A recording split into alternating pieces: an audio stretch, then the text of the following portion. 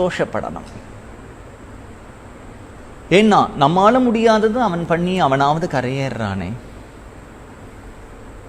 திருவண்ணாமலையில அண்ணாமலை சுவாமிகள்னு ரமணருடைய முக்கியமான ஒரு சிஷ்யர். ஒரு நாளைக்கு அவருக்கு தோன்றது, அம்மா நான் இந்த மனித பிறவியை எந்த ஒரு விதத்திலேயாவது கரையேற்றிக்கணும்னு ஆசைப்படுறேன். அவள் அம்மாட்ட சொல்கிறார், குழந்தையா இருக்கும் பொழுது திருவண்ணாமலையில் ரமண மகர்ஷிகள்னு ஒரு பெரிய ஜீவன் முக்தர் இருக்கார். அவரை போய் அண்டி அவருக்கு சேவை பண்ணி இந்த ஜென்மாவை கிருத்தார்த்தம் பண்ணிக்கலாம்னு இருக்கேன் அப்படிங்கிறார். மீதி அம்மா மாதிரி இல்லை, இந்த அம்மா ரொம்ப சந்தோஷப்படுறா. நீ சொன்னதில் எனக்கு ரொம்ப சந்தோஷம், கொஞ்சம் கூட வருத்தம் இல்லை. ஆனால் நீ எனக்கு ஒரு சத்தியம் பண்ணி தரணும்.